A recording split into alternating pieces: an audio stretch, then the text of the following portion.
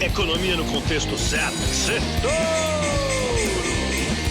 Oferecimento Exped, o melhor da XP Inc. para tirar o melhor de você. Boa noite, ouvintes da Jovem Pan. Bem-vindos a mais um Sextouro. Resumo da semana econômica no contexto certo. E o mercado essa semana estava que nem um barco à deriva no meio de uma tempestade perfeita. A variante Delta continua assustando. A desaceleração da China também desanimou, aliada a uma maior pressão regulatória por lá, que derrubou as bolsas essa madrugada. A tomada do poder, do Afeganistão pelo Talibã também trouxe muitas incertezas e sacudiu os mercados no começo da semana. A temida possibilidade da redução dos estímulos mais cedo pelo Banco Central Americano, Federal Reserve, finalmente deu as caras e assustou os mercados com força. E aqui no Brasil, segue o mal-estar com as questões fiscal e política. Sem contar que a curva de juros futura na BMF passou a precificar uma probabilidade implícita de 100% de chance de uma alta de 1,25 ponto percentual na Selic no dia 22 de setembro. Mas no fim da semana, depois de muita movimentação das marés, parece que o céu abriu, pelo menos um pouquinho, e o barco achou seu rumo. A expectativa, porém, é que esses solavancos, que essas turbulências devam continuar nas bolsas aqui e no mundo todo. Mas eu acredito que a correção do Ibovespa foi um pouco exagerada e não refletiu os fundamentos das empresas nem da retomada da economia. No fim, o Ibovespa teve quase uma das piores semanas aí desde fevereiro, tá? Dá uma olhada aqui nesse gráfico da Bloomberg da Bolsa Brasileira, que está terminando a semana em torno dos 118 mil pontos, com 2,5% de queda. No começo da semana caiu, quarta-feira, até quarta-feira, e na quinta-feira, que já tinha caído muito na quarta, subiu e hoje também subiu. Bom, o dólar, vamos ver o gráfico do dólar aqui também. O dólar também se mostrou volátil, subiu bastante, no começo da semana. Hoje está recuando um pouco, chegou a tocar 5,45. É a máxima desde maio. E hoje está fechando aí na casa dos R$ 5,38. Está terminando a semana, mais ou menos 2,5% de alta. Tá? Vale notar que o DXY, vamos ver o outro gráfico da Bloomberg aqui, o do DXY. O DXY, que é o índice do dólar lá nos Estados Unidos, é uma cesta do dólar, é uma cesta de moedas fortes frente ao dólar, tá subindo devagarzinho, mas faz tempo, tá na máxima de 9 meses. Ou seja, o dólar tá subindo no mundo inteiro e mostra, assim, que há um pouco de aversão a risco. Mas vamos lá para os principais pontos desse nosso Sextouro de hoje.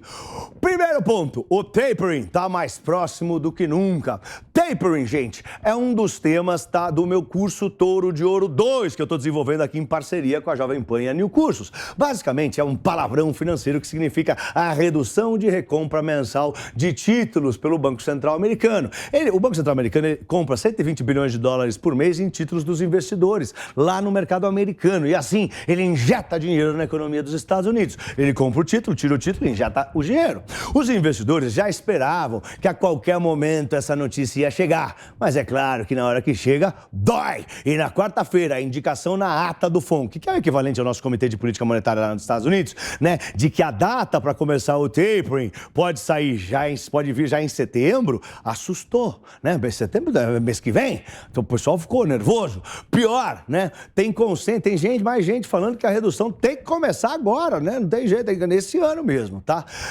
Bom, os investidores do mundo inteiro estão viciados nesse dinheiro que o Banco Central injeta, E mesmo que a economia melhore, e a gente não precise mais da ajuda dos governos, do governo americano e dos outros governos, as pessoas não querem desmamar desse dinheiro fácil. Bom, pelo menos por outro lado, hoje, aliás, sexta-feira, um cara importante do Federal Reserve chamado Robert Kaplan, que apoia o tapering, o início do tapering, a diminuição da injeção de dinheiro já para agora, disse que ele está de olho nos impactos econômicos da nova variante Delta e pode mudar de ideia. Ele ainda defende a diminuição da injeção de dinheiro lá nos Estados Unidos, agora em outubro. Seria bem interessante, se ele mudasse de opinião para os mercados, tá? E nos faz lembrar o quanto a economia é dinâmica. Obviamente, se ele parar de defender o tapering, parar de defender a diminuição da injeção do dinheiro, é bom para as bolsas. Vamos para o ponto 2. O Delta afeta as economias, e traz novas restrições. A nova variante Delta do Covid-19 assustou o mundo inteiro. Dados da China e dos Estados Unidos já mostram que a variante do Covid-19, essa nova variante, freou o ímpeto das economias. A confiança dos investidores caiu, gente. A produção industrial da China cresceu menos do que o esperado, 6,4 em julho, em vez dos 7,8 estimados e dos 8,3 de junho, né? Caiu bem. Já as vendas do varejo cresceram menos do que a alta prevista, cresceu 8,5% e a expectativa era 11,5%. Depois desses dados de serem divulgados, diversos analistas revisaram para baixo as previsões de crescimento da China. O Brasil também sofreu cortes, né, nas previsões do Brasil. O UBS Banco do Brasil, por exemplo, o UBS BB, passou a ver um crescimento de 5,5% na economia brasileira para esse ano, menos do que eles achavam agora há pouco. As vendas do varejo por aqui também caíram, 1,1% em julho. Tá? O Delta também trouxe retrocesso nas reaberturas. Por exemplo, lá na Nova Zelândia, a Nova Zelândia voltou a impor lockdown e o Japão está cogitando prorrogar o fechamento, né, o confinamento para conter a pandemia do Covid-19 e essa nova variante Delta aí. Aliás, se você se interessa em saber como os indicadores econômicos pressionam as marés dos mercados, como eles mexem na bolsa, no dólar e nos juros, compre o nosso curso Toro de Ouro na newcursos.com.br. É o melhor curso de indicadores econômicos do Brasil. NIU cursos.com.br, tudo junto. Use o voucher Sexto Ouro e compre o curso Toro de Ouro em 12 vezes de menos de R$75. Vamos para o terceiro ponto. Afeganistão, o novo risco geopolítico do planeta. Essa semana também, né, manteve os receios com uma crise maior no Afeganistão. O Talibã tomou poder por lá. Os Estados Unidos saíram correndo de lá, todo atabalhoado. E o mundo avalia possíveis impactos desse novo cenário com receios por terrorismo, medo de terrorismo, e uma nova onda de refugiados para a Europa. O pessoal vai fugir de lá, né? Fala que o presidente Joe Biden levou pedrada, um monte de pedrada nos Estados Unidos por causa disso. A popularidade dele caiu, foi para a mínima, desde que ele foi eleito. Quarto ponto importante desse nosso Sexto Ouro, os preços das commodities em queda. A semana veio consolidar a ideia de que o ciclo de alta dos preços das commodities, os preços das matérias-primas, né, pode ter chegado ao fim. E agora o mundo começa a desacelerar. O minério de ferro lá em Qingdao registrou um tombo, né, despencou 13,5% ontem, para o menor nível desde novembro. Esse ano está caindo 17% lá em Qingdao. Bom, a repressão da China sobre as siderúrgicas para que elas produzam menos aço, que usa minério de ferro na sua produção, contribuiu para que o minério despencasse, né? A China tem abertamente manipulado o preço do minério de ferro para baixo para controlar a inflação no seu país. E isso ferra com a gente, que a gente vende minério de ferro, tá? Bom, a China também é o maior importador de petróleo do mundo. E também tem culpa no cartório pela queda do preço do petróleo, que hoje tocou a mínima de 9 meses, tá?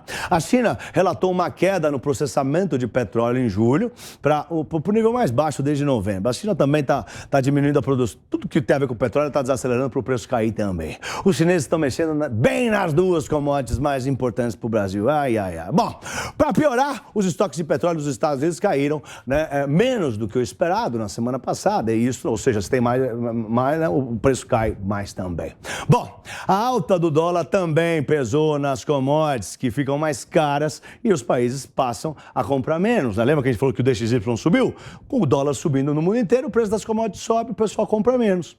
Ou pelo menos diminui o ímpeto de compra. Bom, você dá de concordar comigo que dá menos vontade de comprar as coisas quando algo fica mais caro, não é mesmo? Bom, quinto ponto importante aqui desse sexto, Roberto Campos Neto, o gigantesco presidente do nosso Banco Central. Essa semana ele fez um bico de bombeiro, tá? O Banco Central teve em destaque essa semana, tá? Por um lado, os cavaleiros do Banco Central saíram para escutar os economistas e saber o que eles estavam achando da inflação. Os meus colegas que participaram dessas reuniões disseram que o Banco Central está muito preocupado com a alta dos preços. Isso é uma boa notícia.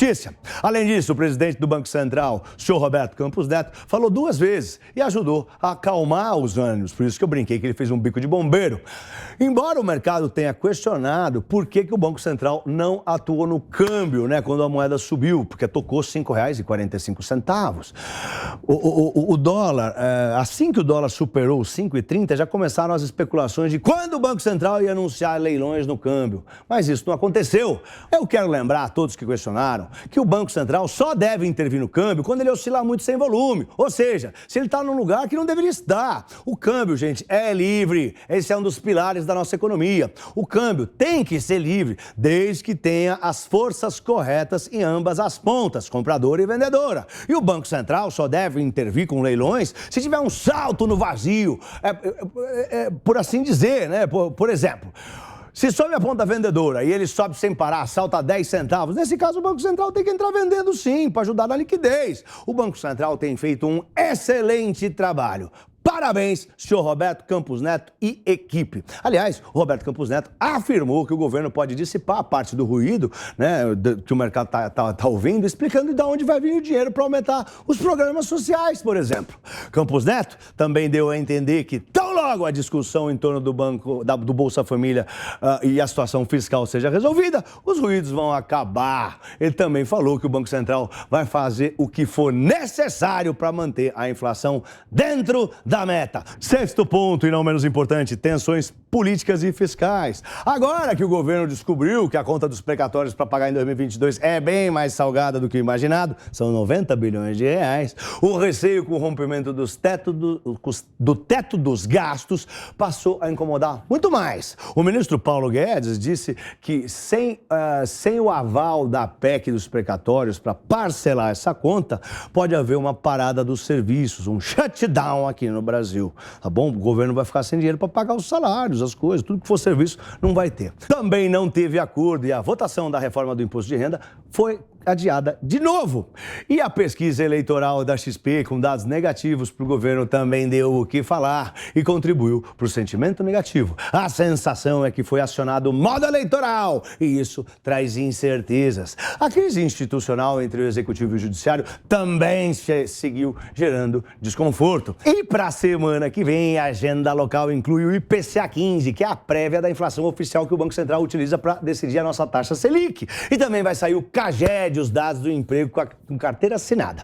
Lá fora, os destaques são para as prévias dos PMIs de agosto, que medem as temperaturas das economias. E que, por isso, eu acho que são os indicadores econômicos mais bonitos que tem. Nos Estados Unidos, a gente vai ter também o PCE, o índice de inflação que o Banco Central usa como referência para decidir os juros deles lá. Além disso, a gente vai ter o evento da Expert, o maior evento financeiro do mundo, que começa terça-feira e vai até quinta-feira. É o evento da XP, empresa que eu sou sócio com muito orgulho. O Michael Bloomberg vai falar, o Pepe Guardiola, a Hillary Clinton. Esses são alguns dos convidados. Bom, olho nas entrevistas do De Frente com o Touro, que é o meu painel. Também vai ter outro, eu vou conversar com o escritório, assessores da XP, vai ser muito legal, tá? Uma das minhas entrevistas, por exemplo, é com o super Gilson Finkelstein, o CEO da B3. Gente, é isso aí. Eu espero que vocês tenham tido uma semana próspera e agora tenham um lindo fim de semana em família. Eu tô indo para nossa linda Florianópolis, em Santa Catarina. Boa noite e um beijo no coração de todos vocês. Vai, Torinho! Vai, Torinho!